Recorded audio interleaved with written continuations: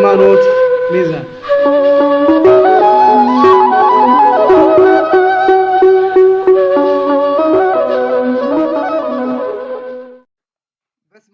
በስመ አብ ወወልድ ወመንፈስ ቅዱስ አህዱ አምላክ አሜን።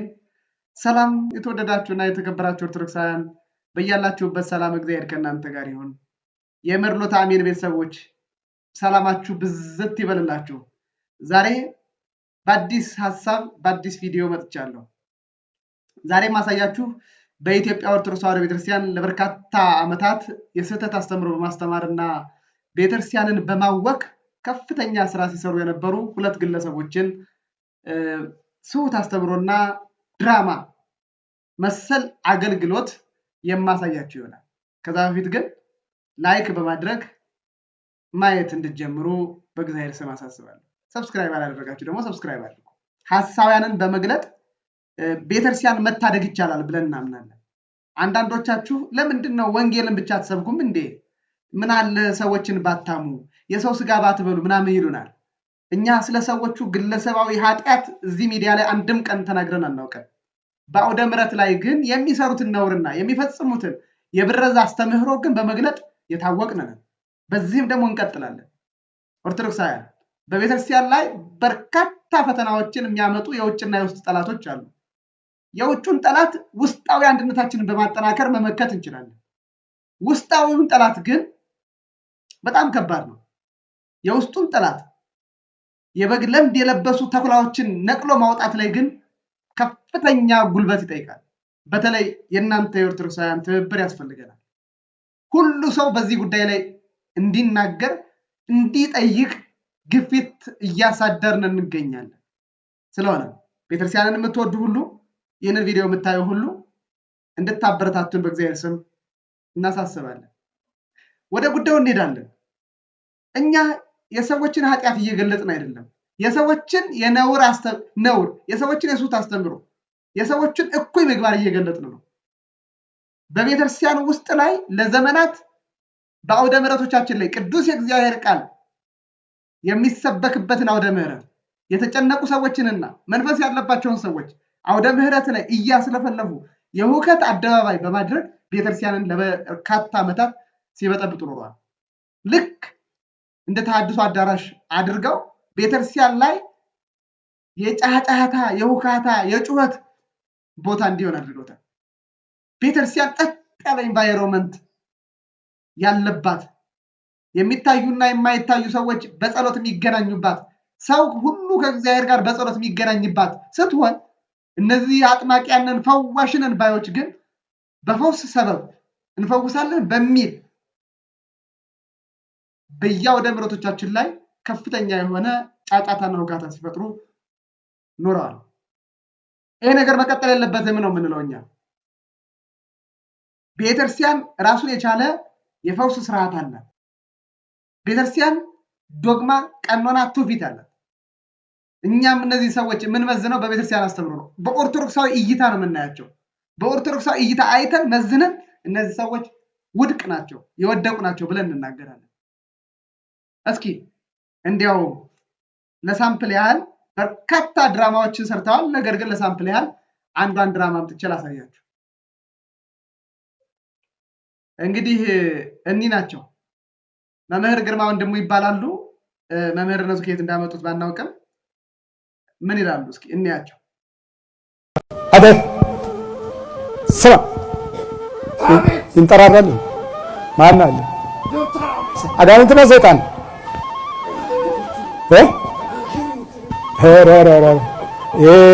የልጅ መምህር ነው አስተማሪ ነው። ወደቀ መምህር ነው ምናምን ወደቀ። ተስፋ የተዘረበ ድራማው እንግዲህ ከዚህ የሚጀምረው ህዝብ ውስጥ ነበረ፣ ህዝቡ መካከል ነበረ። ከዛ መካከል ብድግ ብሎ ሌላው ሰው ምንም ጤነኛ ነው። ይሄ መምህር ተብዮ ግርማ ወንድሙ ይናገሩለታል። ሁለት መጽሐፍ የጻፈው ይሄ መምህር ተብዮ ብድግ አለና እንግዲህ መንፈስ አለብኝ ብሎ ሲምቦላችሁ ታዩታላችሁ ማለት ነው። ሁለት መጽሐፍ ጽፏል። እንግዲህ መንፈሳዊ ንቅናቄ አድርጓል ማለት ነው። ተመልከቱ፣ መንፈሳዊ ንቅናቄ ስላደረገ ነው እንግዲህ እንደዚህ አጋንንት የሚጫወትበት እያሉ ነው። ስንጀምር ምቀኞቻችን ጠላቶቻችን እዚህ ውስጥ ናቸው። አደራ ወርዝ እሺ ምንድነው እየሄደ እኮ ነው ወደ እሳቸው እየሄደ ነው ግን አንተ ነው ወደዚህ ድራማው አልተሳካላችሁም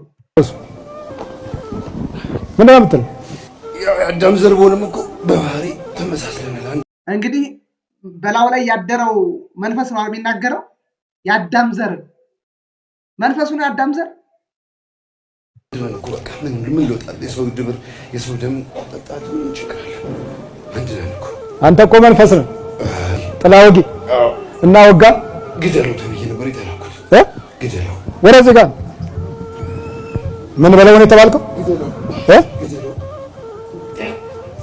ግደለው የሁላችንም ቋንቋ ሆኗል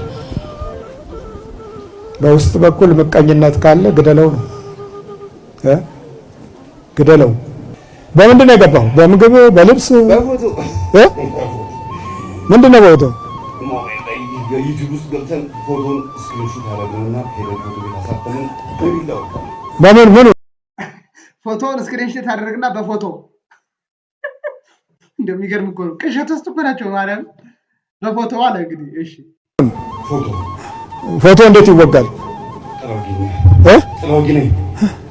ይሄ ጥላ ወጊ ለዘመናት የቆየ ምትሃታዊ የመናፍስት አሰራር ነው ትምህርት ቤቱም እኮ እየደነዘዘ የሚወጣው አለ ምክንያት አይደለም ስነ ምግባር የለ መንፈሳዊ ነገር የለ በረከት የለ የህሊና በረከት የለ የስነ ምግባር ጸጋ የለ ባዮሎጂ ኬሚስትሪ ፊዚክስ ይማርና እየተሟላ የሚመጣው ያንኑ ዕቃ ነው ሰውየውም አስተማሪውም ተማሪውም ዕቃ ሆኖ ይቀራል በቃ ምክንያቱም መንፈሳዊ ነገርን እንዲማሩ ሳይሆን ውጫዊ ነገርን እንዲማሩ ነው የላክናቸው ልጆቻችን እንግሊዝ ቤት አሽሽ እየሳበ ይመጣልሃል አሜሪካ ቤት ማሪዋና እየወሰደ ይመጣልሃል ኢሮፕ ቤት ደንዝዞ ፈዞ ምንድን ነው የምትለው እያለ ተገትሮል እንጨት ይሄንን በእውነቱ ይሄ የሚጠሩትን ነገር ሁሉ ያላቀው በመሰረቱ እልፍልፍ እያደረግን ነው እልፍልፍ እያደረግን ነው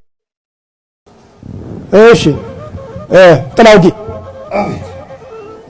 አፉን ዝጋው 7 ስሞች ያሉ በመጽሐፍ ቅዱስ ውስጥ ትልልቅ ስሞች ናቸው ሙሴም የተጠቀመበት አዶናይ ባድርስመናል ሌላው ሞቶልን እንድንኖር ምን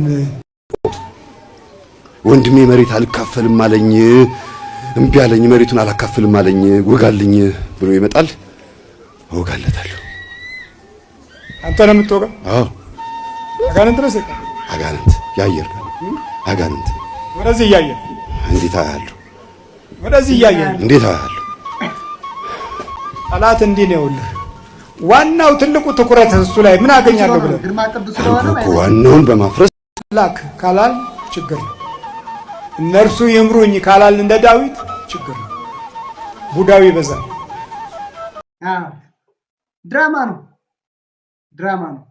ከፍተኛ ድራማ ነው የሚሰሩት በጣም ነው የሚያሳዝኑት በጣም በነገራችን ላይ ይሄ ተስፋ የሚባል ሰው ጠንቋይ ቤት የሚሄድ ሰው ነው ጠንቋይ ቤት በመሄድ የታወቀ ሰው ነው ላሳያችሁ ጠንቋይ ቤት እንደሚገባ ላሳያችሁ አባቴ መጥቶ ይገናኘኛል የሚሉ እህቶች በጣም ብዙ ናቸው ወንዶችም ሆነው እናቴ ከእናቴ ጋር ራስተኛ ነው ያደርኩት ይላል በህልም ነው ታዲያ እዛ ጋር ሄዶ ስለተቃጠለ ስለተዋረደ አንተ ማን ስለሆንክ ነው የምትንቀን አንተ የማልጅ ስለሆንክ ነው አሉት እሱም ጋር ዛር አለ ማለት ነው እንዲያውም 28 ዓመት መቀመጡ ምን አይነት በጣም ቀና ሰው ቢሆን ነው አብሯት መቀመጡ ልጆቼን ስወልድ 4 ጊዜ የልጆቼ መወለድ ምክንያት ግንኙነት 4 ጊዜ አለ 4 ልጆች ስወልድ ከዛ ውጭ ያሉትን መቼም ማንም ሰው ያለ ግንኙነት አይኖርምና 18 ጊዜ ቀንሰው 16ቱን በህልም የሚታየው መጥቶ የሚገናኘው እሷን ብቻ የሚፈልጋት ከሆነ ነው በገሃድ ከመጣና ፊት ለፊት ከሆነ ግን ተፈቃቅደዋል ማለት ነው ከመንፈሱ ጋር ተቀብለዋለች በህልሜ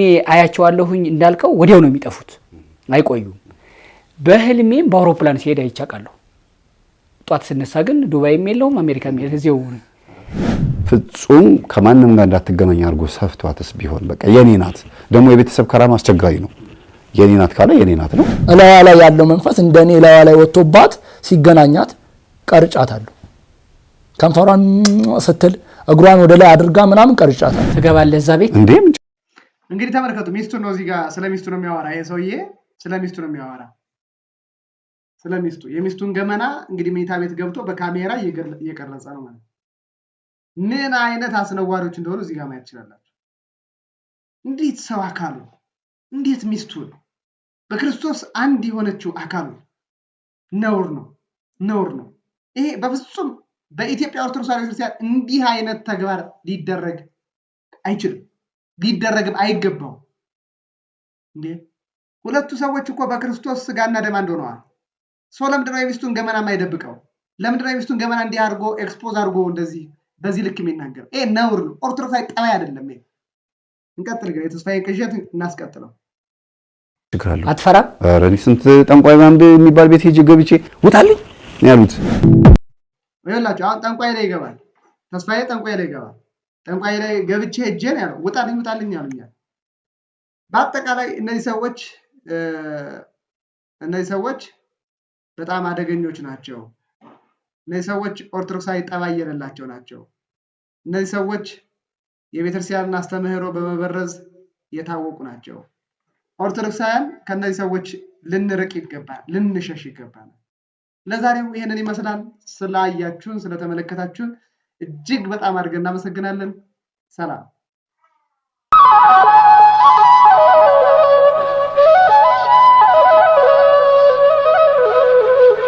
የሃይማኖት ሚዛን